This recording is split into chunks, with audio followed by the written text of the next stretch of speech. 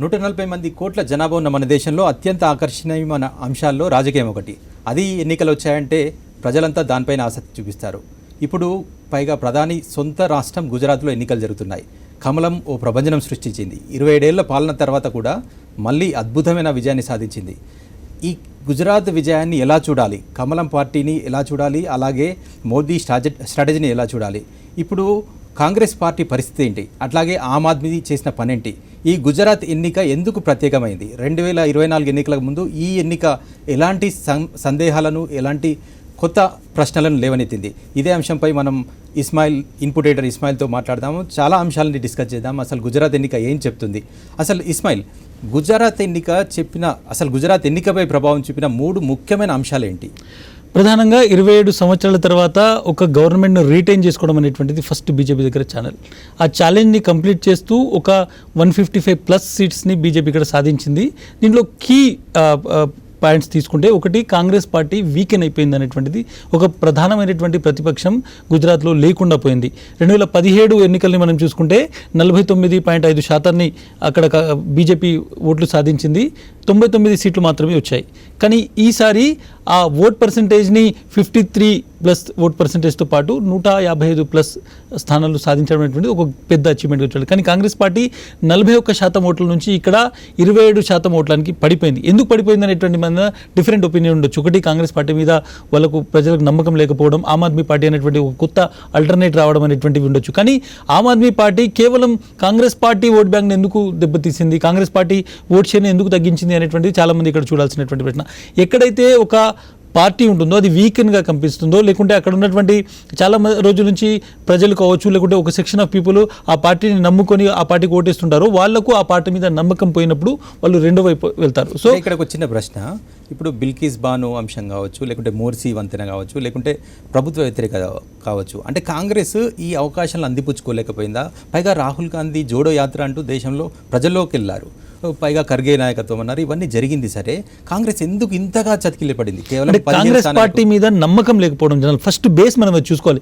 Aam Aadmi party అనేటువంటిది dent చేసింది కరెక్టే, కానీ కాంగ్రెస్ పార్టీకి సంబంధించినటువంటి నాయకత్వం తీసుకునేటువంటి నిర్ణయాలు, ముఖ్యంగా కాంగ్రెస్ పార్టీ అగ్రెసివ్నెస్ లేకపోవడము, అగ్రెషన్ చూపించకపోవడము, బీజేపీని మేము ఓడించగలుగుతామనేటువంటి ఒక మొమెంటమ్ను క్రియేట్ చేయలేకపోవడము, ఒక ఫేస్ గుజరాత్ కాంగ్రెస్కు ఒక ఫేస్ అనేది లేకపోవడం. గతంలో అహ్మద్ పటేల్ లాంటి ఒక పెద్ద స్టేచర్ ఉన్నటువంటి లీడరు బ్యాక్డ్రోమ్లో ఉండి మొత్తం పాలిటిక్స్ని మొత్తం ఎలక్షనీరింగ్ నడిపేవాళ్ళు. ఈసారి ఆ ఫేస్ అనేటువంటిది ఎక్కడ కూడా గుజరాత్ కాంగ్రెస్లో కనిపించలేదు. ఎట్ ద సేమ్ టైం ఒక అల్టర్నేటివ్ ఆమ్ ఆద్మీ పార్టీ అనేది వచ్చింది. కాంగ్రెస్ పార్టీని కొన్ని దశాబ్దాల పాటు ఓటు వేస్తూ బతికించినటువంటి దళితులు, ముస్లిమ్స్, ముఖ్యంగా ట్రైబల్ ఓట్స్ ఎవరైతే ఉన్నాయో ఈసారి చాలా 20%, 10%, 12% ఈ విధంగా ఆ ఓట్ బ్యాంక్లో డెంట్ అయింది. ఆ ఓట్ బ్యాంక్ అనేటువంటిది ఆమ్ ఆద్మీ పార్టీ వైపు వెళ్ళింది. కాబట్టి సాధారణంగా కాంగ్రెస్ పార్టీ వీక్ అయిపోయింది. కాంగ్రెస్ పార్టీ వీక్ కావడము తన ఓట్ బ్యాంక్ను ఇంటాక్ట్గా ఉంచుకున్నటువంటి బీజేపీకి కలిసి వచ్చింది. అందుకే ఇంత పెద్ద విక్టరీ అనేది ఆ పార్టీకి సాధ్యమైంది. అంటే ఇప్పుడు ఒక అంశమే చూస్తే, గోద్రా అల్లర్ల తర్వాత కొంత మతపరంగా విభజన వచ్చిందన్నారు, తర్వాత రకరకాల విశ్లేషణలు వచ్చినాయి. అయినా సరే ఈ ఎన్నికల్లో 65% ఓటర్లు ముస్లింలు ఉన్న చోట కూడా బీజేపీ గెలిచింది. అంటే దీన్ని ఎట్లా చూడాలి? అంటే బీజేపీను ఒప్పేసుకున్నారా? అసలు బీజేపీ అంత బలంగా పునాదులు పాతుకుందా? ఒకప్పుడు స్వాతంత్రం వచ్చిన తొలినాళ్లలో కాంగ్రెస్ ఎంత బలంగా కనిపించిందో ఇప్పుడు బీజేపీ కూడా అంతే బలంగా గుజరాత్లో కనిపిస్తుంది. ఇలాంటి సంకేతాలు ఇస్తుంది. అసలు బీజేపీ స్ట్రాటజీ పూర్తిగా వేలునికి పోయిందా గుజరాత్లో? But Gujarat suppose 65% Muslim population ఉన్నటువంటి కాన్స్టిట్యున్సీ ఒక డిఫరెంట్ కేస్. ఆ కాన్స్టిట్యున్సీలో ఏం జరిగిందంటే 25 నుంచి 30% ఆమ్ ఆద్మీ పార్టీ ఓటు తీసుకుంది, 25 నుంచి 30% కాంగ్రెస్ పార్టీకి ఓటు పడింది, 5 నుంచి 8% ఎంఐఎం పార్టీకి ఆ కాన్స్టిట్యున్సీలో ఓటింగ్ జరిగింది. కానీ మిగిలిన ఒక నాన్ ముస్లిం ఓటు ఏదైతే ఉందో అది కన్సాలిడేటెడ్గా బీజేపీ వైపు వెళ్ళింది. సో బీజేపీ ఆ కాన్స్టిట్యున్సీలో గెలిచింది. ఓవరాల్గా చూసుకుంటే బీజేపీకి గత 2 దశాబ్దాల్లో ఒక పర్టికులర్ ఓట్ బ్యాంక్ అనేటువంటిది క్రియేట్ అయింది. అది మనం హిందూ ఓట్ బ్యాంక్ అనుకోవచ్చు, లేకుంటే ఒక నేషనలిస్టిక్ ఓట్ బ్యాంక్ అనుకోవచ్చు. ఓవరాల్గా చూసుకుంటే బీజేపీకి సంబంధించి ఈసారి ప్రధానంగా ఈ 50% ఓట్ బ్యాంక్ దాటడానికి ఒక 3 ఫ్యాక్టర్స్ చూసుకుంటే, పాటీదార్ స్టార్స్ 20-25% మొత్తం గుజరాత్ జనాభాలో వీళ్ళు ఉంటారు. ఇన్ఫ్లుయెన్సర్స్, బిజినెస్ మెన్, అదేవిధంగా ఒక సమాజంలో బలమయంగా ఉండి చాలామందికి వాళ్ళు ప్రభావితం చేసేటువంటి ఒక వర్గం పూర్తిగా ఈసారి హార్దిక్ పటేల్తో పాటు బీజేపీ వైపు కదిలింది. At the same time Thakurs, Alpesh Thakur లాంటి ఒక నాయకుడు కొంతకాలం కాంగ్రెస్ పార్టీలో ఉన్నవి ఠాకూర్స్, ముఖ్యంగా రాజ్పుత్లు ఎవరైతే ఉన్నారో ఈసారి వాళ్ళు పూర్తిగా ముఖ్యంగా రవీంద్ర జడేజా వాళ్ళు కావచ్చు, లేకుంటే అల్పేష్ ఠాకూర్ లాంటి ఇటువంటి రాజ్పూత్లు బీజేపీ వైపు ఉండడం వల్ల ఆ బీజేపీకి కన్సల్టెంట్గా రాజ్పూత్ ఓటు కూడా పడింది. దీంతోపాటు దళిత్ ఓట్ బ్యాంక్లో చీలిక ఈసారి చాలా స్పష్టంగా కనిపించింది. ఆమ్ ఆద్మీ పార్టీ వైపు దళిత్ ఓట్ బ్యాంక్ వెళ్ళింది. 26 స్థానాలు ఉన్నటువంటి ఏవైతే ట్రైబల్ స్థానాలు ఉన్నటువంటి ఎస్టీ నియోజకవర్గాల్లో ఎక్కువగా 20 స్థానాలు బీజేపీ అక్కడ గెలిచింది. అక్కడ ఆమ్ ఆద్మీ పార్టీకి కాంగ్రెస్ మధ్య ఓట్ డివైడెడ్ వల్ల పూర్తిగా అక్కడ బీజేపీ గెలిచినటువంటి సిచ్యువేషన్ కనిపించింది. అంటే ఇప్పుడు ఒక పరిస్థితి చూస్తే బీజేపీకి అంటే యాదృచ్ఛికంగానో లేకుంటే స్ట్రాటజిక్గానో చిన్న పార్టీల వల్ల ఒక మేలు జరిగిందన్నది ఈ ఎన్నిక ద్వారా స్పష్టమవుతుంది. అంటే బీజేపీ స్ట్రాటజీలోనే ఇవన్నీ భాగమా? ఎంఐఎం బీహార్లో హెల్ప్ చేసిందన్నారు, తర్వాత మహారాష్ట్రలో ఇలాగే జరిగిందన్నారు, అలాగే ఆమ్ ఆద్మీ వల్ల ఇప్పుడు గుజరాత్లో కొంత బెనిఫిట్ జరిగిందని. అంటే బీజేపీ భవిష్యత్ రాజకీయ ప్రణాళికలో ఈ చిన్న పార్టీలో ఒక వ్యూహం కాబోతున్నాయా? బట్ డెఫినెట్గా ఒకటి కర్ణుడి చావుకి 100 కర్ణాలు అని మనం చెప్తాం. అదేవిధంగా బీజేపీ గెలుపుకు ఎన్నో కారణాలు ఉండొచ్చు, కానీ కాంగ్రెస్ పార్టీ ఓడడం అనేటువంటి దాన్ని మనం ఇక్కడ మెయిన్గా చూడాలి. కాంగ్రెస్ పార్టీ ఒక బైపోలార్ ఎలక్షన్ జరిగేటువంటి గుజరాత్లో, రెండు పార్టీల మధ్య పోరు ఉండేటువంటి ఒక గుజరాత్లో సినారియో మారింది. ఇక ఎట్టి పరిస్థితుల్లోనూ బీజేపీని కాంగ్రెస్ పార్టీ ఓడించలేదు అనేటువంటిది ఒక వర్గం బలంగా నమ్మింది. అందుకోసమే ఆ వర్గము చాలా కాలంగా కాంగ్రెస్ మీద ఆశలు పెట్టుకొని 1995 నుంచి ఇప్పటి వరకు ఏదో ఒక రోజు ఓడిస్తుంది కాంగ్రెస్ పార్టీ ఇక్కడ ఉన్నటువంటి బీజేపీ అని వాళ్ళు కన్సాలిడేట్గా ఓటు వేస్తూ వచ్చారు. ఈసారి ఆ సెక్షన్ కదిలింది. అందులో ముస్లిమ్స్ ఉన్నారు, దళితులు ఉన్నారు, ట్రైబల్స్ ఉన్నారు, యాంటీ బీజేపీ సెక్షన్స్ ఉన్నాయి. ఇవన్నీ కదిలాయి. ఈ మూవ్మెంట్ అనేటువంటిది ఆమ్ ఆద్మీ పార్టీ వైపు కనిపించింది. కేవలం 13% మాత్రమే మనం ఆమ్ ఆద్మీ పార్టీని ఇటువైపు చూస్తున్నాం. కానీ ఆ 13% అనేటువంటిది పూర్తిగా కాంగ్రెస్ పార్టీకి సంబంధించినటువంటి 50 స్థానాల్లో విన్నింగ్ ఛాన్సెస్ని పూర్తిగా ఖతం చేసింది. అంటే ఈ ఆమ్ ఆద్మీ పార్టీని ఎలా చూడొచ్చు? అంటే ఆమ్ ఆద్మీ పార్టీ ఇప్పుడు ముందు ఢిల్లీలో అధికారంలోకి వచ్చింది, తర్వాత పంజాబ్లో వచ్చింది, ఇప్పుడు గుజరాత్లో పోటీ చేసి ఒక బలమైన గలం వినిపించింది, సీట్లు రాకపోవచ్చు. కానీ అంటే భవిష్యత్తులో ఆమ్ ఆద్మీ పార్టీ మరింతగా చొచ్చుకొచ్చే ప్రయత్నం ఏమో చేస్తుందా, లేకుంటే కొన్ని సెలెక్టెడ్ స్టేట్స్లో ఇప్పుడు గుజరాత్లో కొంత ప్రభావం చూపించడానికి ట్రై చేయొచ్చు? అట్లాగే అంటే కాంగ్రెస్ చేయలేకపోతుంది కాబట్టి ఆ ప్రతిపక్ష పాత్రలోకి చొరబడాలన్నది ఆమ్ ఆద్మీ ప్రయత్నం కనిపిస్తుంది. ఇప్పుడు మొత్తం మీద అంటే గుజరాత్ ఎలక్షన్స్ అయిన తర్వాత చూస్తే ఆటలో అరటిపండులా మిగిలిపోయిందా, లేకుంటే ప్రతిపక్షంగా ఎదగడానికి కావాల్సిన పునాది వేసుకుందా? బట్ డెఫినెట్గా దీన్ని రెండు కోణాల్లో మనం చూడాలి. గుజరాత్లో బీజేపీని ఓడించాలంటే ఏం చేయాలి? గుజరాత్ బీజేపీ ఓట్ బ్యాంక్లో వాళ్ళు డెంట్ చేయాలి. బీజేపీకి ఓటేస్తున్నటువంటి కొంతమంది ఓటర్లను తమ వైపు తిప్పుకోవాలి. ఇన్ని రోజుల పాటు కాంగ్రెస్ పార్టీ చేయలేకపోయింది, ఇప్పుడు ఆమ్ ఆద్మీ పార్టీ కూడా చేయలేకపోయింది. ఎందుకంటే 12% ఓటు ఏదైతే ఉందో అది ముస్లిమ్స్, దళితులు ఇటువైపు నుంచి వచ్చింది. ఒక కార్డ్ ప్లే చేశారు కేజ్రీవాల్. ఏమన్నారు? మేము హిందూ దేవతలకు సంబంధించినటువంటి ఫోటోలను కరెన్సీ నోట్ల మీద వేస్తామన్నారు. ఎక్కడ కూడా బిల్కిస్ బాను ఇష్యూను ఆమ్ ఆద్మీ పార్టీ రేస్ చేయలేదు, కొంత సైలెంట్గా ఉన్నారు. అంటే మేము హిందువులం.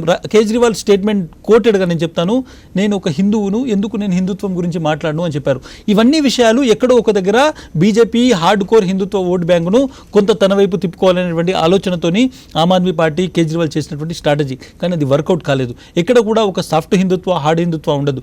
కాబట్టి బీజేపీ వైపే హార్డ్ కోర్ హిందుత్వ ఓటు నిలబడింది. అది స్ట్రాంగ్గా ఇంటాక్ట్గా ఉంది. 50% పైగా ఓట్ బ్యాంక్ వాళ్ళతో ఉంది. అంటిల్ అన్లెస్ ఆ ఓట్ బ్యాంక్లో ఒక పెద్ద చీలిక ఆమ్ ఆద్మీ పార్టీ వైపు వస్తే కానీ ఆమ్ ఆద్మీ పార్టీ అక్కడ గెలిచేటువంటి అవకాశం లేదు. అది ఇప్పుడు గుజరాత్ ఎలక్షన్స్ జరిగినాయి. హిమాచల్ ప్రదేశ్లో బై అండ్ లార్జ్ కాంగ్రెస్ బయటపడుతుందని లేటెస్ట్ ట్రెండ్స్ బట్టి చూస్తున్నాం. ఇప్పుడు నెక్స్ట్ వచ్చేది కర్ణాటక ఉంది, తర్వాత జనరల్ ఎలక్షన్స్ ఉన్నాయి. దానికంటే ముందు కర్ణాటక తర్వాత తెలంగాణ కూడా ఉంది. కర్ణాటక కావచ్చు, తెలంగాణ కావచ్చు, ఈ ఎన్నికలపై ఇప్పుడు జరుగుతున్న గుజరాత్ ప్రభావం ఎంతవరకు ఉంటుంది? ఒకవేళ ఇప్పుడు కర్ణాటకలో కాంగ్రెస్ బలంగా ఉందన్న ఒక ప్రచారం జరిగింది, తర్వాత శివకుమార్ నేతృత్వంలో లాస్ట్ టైం అధికారంలోకి వచ్చిన తర్వాత కూడా ఆల్మోస్ట్ ఆ పార్టీని విడగొట్టి, అంటే కొంతమంది రాజీనామా చేయించి మళ్ళీ ఎన్నికలకి వెళ్ళి బీజేపీ అధికారంలోకి వచ్చింది. ఇప్పుడు ఇటు తెలంగాణ చూస్తే తెలంగాణలో కేసీఆర్ ఒక రకంగా కనిపిస్తున్నారు, మున్గోడు ఎన్నికల తర్వాత కొంత అది చేస్తున్నారు. గుజరాత్ ఎన్నికల ప్రభావం ఏ రకంగా కర్ణాటకపై కావచ్చు, లేకుంటే తెలంగాణపై, అంటే రెండు సదరన్ స్టేట్స్, నార్త్లో ఉన్నంత బలంగా బీజేపీ కనిపిస్తుందా? ఇదే ఊపు కనిపిస్తుందా? లేకపోతే బీజేపీ మొదటి నుంచి స్ట్రాంగ్ ఉన్నది కాబట్టి గుజరాత్ను మినహాయించి సదరన్, అంటే ఈ దక్షిణాది రాష్ట్రాలని వేరుగా చూడొచ్చా? అసలు బీజేపీ సదరన్ ప్లాన్ ఏ రకంగా ఉంటుంది అనుకోవచ్చు? ముందుగా కర్ణాటక చూద్దాం. కర్ణాటకలో బీజేపీకి సంబంధించినటువంటి గవర్నమెంట్ ఉంది. వాళ్ళ గవర్నమెంట్ మీద కొంత ప్రాబ్లమ్స్ ఉన్నాయి. ముఖ్యంగా ముఖ్యమంత్రిని మార్చడము, తర్వాత కొన్ని జరుగుతున్నటువంటి సంఘటనలు. అక్కడ కాంగ్రెస్ కొంత స్ట్రాంగ్గా కనిపిస్తుంది. సిద్ధరామయ్య, డీకే శివకుమార్ లాంటి స్టాల్వార్డ్ లీడర్స్ ఉన్నారు. వాళ్ళు పార్టీని కొంత మూవ్ చేస్తున్నారు. ఒక సంవత్సరం నుంచి యాక్టివిటీ ఉంది. భారత్ జోడో యాత్ర కూడా కొంత బెటర్గా అక్కడ జరిగింది. కాబట్టి కొంత కష్టం అక్కడ బీజేపీకి పడేటువంటి అవకాశం ఉంది. కానీ బీజేపీ లాస్ట్ మూమెంట్లో ఎటువంటి గేమ్ ఆడుతుంది, ఎందుకంటే హిజాబ్ లాంటి ఇష్యూ అక్కడ నుంచే స్టార్ట్ అయింది. సో చాలా ఇష్యూస్ అక్కడ ఉన్నాయి. బట్ స్టిల్ కొంత కాంగ్రెస్ స్ట్రాంగ్గా కనిపిస్తుంది. కానీ బీజేపీ డెఫినెట్గా సౌత్లో ఉన్నటువంటి తన ఏకైక ఒక బ్యాస్టియన్ని రీటైన్ చేసుకునేటువంటి చివరి పోరాటం ఖచ్చితంగా చివరి వరకు కూడా చేస్తుంది. ఎందుకంటే కర్ణాటక సౌత్ ఇండియాలో ఉన్నటువంటి ఏకైక ఒక స్టేట్గా ఉంది. కాబట్టి అక్కడ అన్ని ప్రయత్నాలు బీజేపీ చేస్తుంది. తెలంగాణ వరకు డెఫినెట్గా కాంగ్రెస్ పార్టీ వీకెన్గా ఉంది. కాంగ్రెస్ పార్టీకి ఇప్పటి వరకు సపోర్ట్ చేసినటువంటి వర్గాలు కూడా ఆలోచిస్తున్నాయి. మునుగోడులో మనం చూసాం, హుజరాబాద్లో చూసాం, దుబ్బాకలో చూసాం. ఎక్కడైతే కోర్ కాంగ్రెస్ ఓట్ బ్యాంక్ ఉందో అది బీజేపీ వైపు కొంత షిఫ్ట్ అయింది. ఒక ముస్లిమ్స్ మినహాయిస్తే అది దళితుల్లో కనిపించింది. హుజరాబాద్లో దళిత్ ఓటు స్ప్లిట్ అయింది, వేగంగా బీజేపీకి పడింది. ఈవెన్ మునుగోడు లాంటి చోట అయితే కొంత ముస్లిం ఓటు, ఒక 10-15% ముస్లిం ఓటు కూడా క్యాండిడేట్ పరంగా అక్కడ మూవ్ అయినటువంటి సిచ్యువేషన్ ఉంది. సో తెలంగాణలో కూడా కాంగ్రెస్ పార్టీ తన కోర్ ఓట్ బ్యాంక్ను కాపాడుకోవడానికి ఇప్పుడు స్ట్రాటజీ చేయకపోతే డెఫినెట్గా ఇప్పుడు ఉన్నటువంటి సిచ్యువేషన్లో బీజేపీ అనేటువంటిది ఇక్కడ ఉన్నటువంటి ప్రజలకు ఒక ఆల్టర్నేటివ్గా కనిపిస్తుంది. బట్ కేసీఆర్ స్ట్రాటజీస్ ఉంటాయి. నేను ఆల్టర్నేటివ్ గురించి చెప్తున్నాను. కేసీఆర్ వర్సెస్ ఎవరు అన్నప్పుడు మాత్రం డెఫినెట్గా ఈరోజు ప్రధానంగా బీజేపీ గురించి మనం మాట్లాడుకుంటున్నాం. బీజేపీ కనిపిస్తుంది. బీజేపీ రెండవది కూడా మనం ఇక్కడ ప్రధానంగా ఈ 2 ఎలక్షన్స్ నుంచి చూడాలి. బీజేపీ గెలుస్తున్న దగ్గర భారీ మెజారిటీలతో గెలుస్తుంది, పెద్ద నెంబర్తో గెలుస్తుంది. అట్ ద సేమ్ టైం ఓడిపోతున్నప్పుడు కూడా చాలా చివరి వరకు ఫైట్ ఇస్తుంది, అంత ఈజీగా వదిలిపెట్టడం లేదు. దీనికి ప్రధాన కారణం అక్కడ ప్రభుత్వ వ్యతిరేకత ఇవన్నీ ఉన్నాయి. బట్ స్టిల్ ఒక వెల్ ఆయిల్డ్ ఒక పొలిటికల్ ఎలక్షనీరింగ్ మషిన్ అనేటువంటిది బీజేపీ తరపున ఫైట్ చేస్తుంది. ప్రధానమంత్రి డైరెక్ట్గా వెళ్ళి ఒక చిన్న చిన్న సభలతో మాట్లాడుతున్నారు. అక్కడ బీజేపీకి సంబంధించిన ముఖ్యమంత్రులను, ఎమ్మెల్యేలను ప్రతి ఒక్కరిని వెళ్ళమని చెప్తున్నారు. వాళ్ళు ప్రజల్లోకి వెళ్తున్నారు. వేరేస్ కాంగ్రెస్ పార్టీ అటువంటి ఒక కలెక్టివ్ ఫైట్ ఇవ్వలేకపోతుంది. దట్స్ వై అది చిత్తుగా ఓడిపోతుంది. కాబట్టి ఫైట్ ఎక్కడ ఉంటుందో అక్కడ బీజేపీ గెయిన్ చేసేటువంటి అవకాశాలు చాలా ఎక్కువగా ఉంటాయి. అది ప్రభుత్వంలోకి వస్తుందా లేకుంటే ఒక బలమైన ప్రతిపక్షంగా ఎదుగుతుందా అనేటువంటిది మాత్రమే మ్యాటర్. ఒక్క చివరిగా ఒక ప్రశ్న, మళ్ళీ గుజరాత్ దగ్గరికి వద్దాం. 2002 కావచ్చు, 2003 అంటే గోద్రా ఘటన జరిగిన తర్వాత పరిణామాలను చూస్తే మోదీ, అమిత్ షా అక్కడి నుంచి మొదలు పెడితే ఓ రకమైన హిందుత్వ ఎజెండా తీసుకోవడం, మళ్ళీ 2014లో అధికారంలోకి రావడం, ప్రబల శక్తికి ఇప్పుడున్న దాంట్లో ఎదగడం చూస్తే ఒక రకంగా గుజరాత్ వాళ్ళకి పునాది వేసింది, ఆ రకంగా ప్రమోట్ చేసింది. ఇప్పుడు గుజరాత్ ఎలక్షన్స్ తర్వాత ఈ బీజేపీలో ఉన్న మోదీ, అమిత్ షా జంట ఏదైతే ఉందో గెలుస్తుందో నెక్స్ట్ స్ట్రాటజీగా అంటే 2024 కూడా ఎంత దూరంలో లేదు. కాంగ్రెస్ ఓ రకంగా దేశవ్యాప్తంగా కూడా పెద్దగా వీక్గా అనిపిస్తుంది. జోడో యాత్ర చేస్తున్నా సరే రాష్ట్రాల్లో గెలవలేకపోవడం, కేంద్రంలో అధికారం లేకపోవడం కాంగ్రెస్కి మైనస్ కావచ్చు. 2024ను మనం ఇప్పుడే ఊహించడం అంత కరెక్ట్ కాదేమో. కానీ ఎట్లా ఉండొచ్చు స్ట్రాటజీస్ ఇది? బట్ డెఫినెట్గా 2024 అనేటువంటిది ప్రధాని నరేంద్ర మోదీ ఆధ్వర్యంలో జరిగేటువంటి ఎలక్షను. ఆయనే ప్రధానమంత్రి క్యాండిడేట్గా ఉంటారు. అమిత్ షా బ్యాక్డోర్ నుంచి అదే వర్క్ చేస్తారు. కాబట్టి 2014-2019లో బీజేపీ ఏ స్ట్రాటజీతో వెళ్ళిందో అదే స్ట్రాటజీ వెళ్తుంది. ఎందుకంటే చాలా క్లియర్గా ఉంది. అట్ ద సేమ్ టైం మనం పోస్ట్ మోదీ ఎరాను 10 సంవత్సరాల తర్వాత, 15 సంవత్సరాల తర్వాత వి కాంట్ ఇమాజిన్, అది ఒక హైపోథెటికల్ అయిపోతుంది. బట్ ఇప్పుడున్నటువంటి సిచ్యువేషన్లో ఎక్కడైతే కాంగ్రెస్తో డైరెక్ట్ ఫైట్ ఉందో 150-200 సీట్స్ ఉన్నాయి, కాంగ్రెస్ పార్టీతో ఫైట్ ఉందో అటువంటి సీట్లలో బీజేపీకి డెఫినెట్గా ఎడ్జ్ కనబడుతుంది. బట్ లోకల్ సత్రాప్స్ అంటే లోకల్గా ఉన్నటువంటి స్ట్రాంగ్ పొలిటికల్ లీడర్స్ ఉన్నారు. ముఖ్యంగా సౌత్ ఇండియాలో చూసుకుంటే స్టాలిన్ కావచ్చు, ఇక్కడ ఉన్నటువంటి జగన్మోహన్ రెడ్డి, అదేవిధంగా కేసీఆర్, అదేవిధంగా మమతా బెనర్జీ, ఒడిశాలో పట్నాయక్, ఇటువంటి లోకల్ స్ట్రాంగ్ లీడర్స్ ఎక్కడైతే ఉన్నారో బీజేపీ అటువంటి ప్రాంతాల్లోకి చొచ్చుకొని వెళ్ళడం చాలా కష్టంగా కనిపిస్తుంది. బీజేపీకి ఉన్నటువంటి మ్యాక్సిమం ప్రధానమైనటువంటి ప్రాబ్లం కూడా అదే. Congress is the safest opponent to the BJP. కాబట్టి బీజేపీ ఒక క్యాంపెయిన్ చేసింది, కాంగ్రెస్ ముక్త భారత్ అనేటువంటిది. ఇప్పుడు దాని మీద చిన్న ప్రశ్న ఇక్కడే, ఇప్పుడు సౌదరన్లో బాగా చొచ్చుకొస్తుంది, ఈవెన్ అంతుంది. సరే, నార్త్ పరిస్థితి మీరు ఒకసారి క్లోజ్గా చూస్తే ఇవాళ హిమాచల్ ప్రదేశ్ లాస్ట్ బీజేపీ ఓడిపోయింది. పంజాబ్లో వాళ్ళకి అధికారం లేదు, ఢిల్లీలో వాళ్ళకి అధికారం లేదు, రెండు కూడా ఆమ్ ఆద్మీ చేతిలో ఉన్నాయి. బీహార్లో వాళ్ళకి అధికారం లేదు, నితీష్ కుమార్ ఆర్జేడీతో పోయిన. అంటే సదరన్లో అంటే దక్షిణాది రాష్ట్రాల్లో బలపడుతుంది సరే, ఉత్తరాది రాష్ట్రాల్లో ఏదో రకంగా కమలం చేజారుతుంది అధికారం. ఇది ఇంపాక్ట్ చూపించదా 2024లో? బట్ డెఫినెట్గా కొంతవరకు ఉంటుంది. ఎందుకంటే ఇది గుజరాత్, మధ్యప్రదేశ్, ఉత్తరప్రదేశ్, ఇది ఒక స్ట్రాంగ్ ఏదైతే హిందీ బెల్ట్లో ఇంకా కొంచెం వెళ్తే రాజస్థాన్ అంటే చూడ కాంగ్రెస్ ప్రభుత్వం ఉన్నప్పటికీ మ్యాక్సిమం ఎంపీ సీట్లు 90% ఆఫ్ ఎంపీ సీట్స్, 95% ఎంపీ సీట్లు బీజేపీ గెలుస్తుంది అక్కడ. ఈవెన్ పంజాబ్ లాంటి చోట పూర్తిగా వాళ్ళు స్మాష్ అయినా ఇప్పుడు వచ్చేటువంటి ఎంపీ ఎలక్షన్స్ అనేటువంటి ఒక డిఫరెంట్ పర్సెప్షన్లు జరుగుతాయి. ఎంపీ ఎలక్షన్స్లో నరేంద్ర మోదీ వర్సెస్ ఎవరు అనేటువంటి ఒక క్వశ్చన్ వస్తుంది. అందుకే చాలా సందర్భాల్లో ఈవెన్ మన తెలంగాణ లాంటి చోట కూడా కేవలం ఒకే ఒక్క ఎమ్మెల్యే సీట్ గెలిచినటువంటి బీజేపీ ఎంపీ సీట్లోకి వచ్చేసరికి దాన్ని పెంచుకోగలిగింది, 3-4 సీట్లు గెలుస్తుంది. సో ఎందుకు అవుతుందంటే లోకల్ ఎలక్షన్స్ అనేటువంటివి, ఎమ్మెల్యే ఎలక్షన్స్ అనేటువంటివి లోకల్ ఇష్యూస్ మీద ఉంటాయి, ఎమ్మెల్యే ఇష్యూస్ ఉంటాయి. కానీ ప్రధానమైనటువంటి లోక్సభ ఎన్నికలు వచ్చినప్పుడు మోడీ ఫ్యాక్టర్ ఇంకా ఎక్కువగా పనిచేస్తుంది, ఒక చిన్న ప్రశ్న. ఈజీగా వాళ్ళు గెలిచేటువంటి అవకాశం ఉంటుంది. 2024 అంటే 2024 ఎన్నికలకు 1.5 year టైం ఉంది. బీజేపీ చేతిలో ఇంకా నెరవేర్చాల్సిన ప్రామిసెస్ కొన్ని మిగిలి ఉన్నాయి. కామన్ సివిల్ కోడ్ కావచ్చు, ఇంకొన్ని అంటే వాళ్ళ ఎజెండాలో ముందు నుంచి చెప్తున్నాయి. ఇప్పుడు గుజరాత్ ఎలక్షన్స్ తర్వాత ఈ 1.5 year ఉంది కాబట్టి తొందరగా అంటే ఆర్టికల్ 370 తరహాలో ఈ కామన్ సివిల్ కోడ్ కూడా పూర్తి చేస్తారా? అంటే వాళ్ళ తక్షణం పూర్తి చేయాల్సిన ఎజెండాలో ఉన్న అంశాలని ఈసారి ముందుకు తెస్తారా? డెఫినెట్గా ఆర్టికల్ 370 అనేటువంటిది కావచ్చు, లేకుంటే కామన్ సివిల్ కోడ్ అనేటువంటివి బీజేపీ ఇంటర్నల్ ఎజెండా. అది దానివల్ల ప్రజలకు వాళ్ళకు పెద్దగా లాభదాయకము లేకుంటే ఇది కాదు. వాళ్ళు చాలా కాలంగా సిద్ధాంతపరంగా బీజేపీ అదేవిధంగా ఆర్ఎస్ఎస్ చేసినటువంటి ఇంటర్నల్గా చేసుకున్నటువంటి ప్రామిసెస్ అవి. దానివల్ల ప్రజలకు ఇమీడియట్గా ఏదో చేకూరుతుంది, దానివల్ల ఓట్ బ్యాంక్ పెరుగుతుంది అనేటువంటి కాదు. బీజేపీ ఎప్పుడు స్ట్రాంగ్ ఉంటుందో, ఎప్పుడు ఎలక్షన్స్ ఉండవో అప్పుడు మాత్రమే కామన్ సివిల్ కోడ్ వైపు వెళ్తుంది.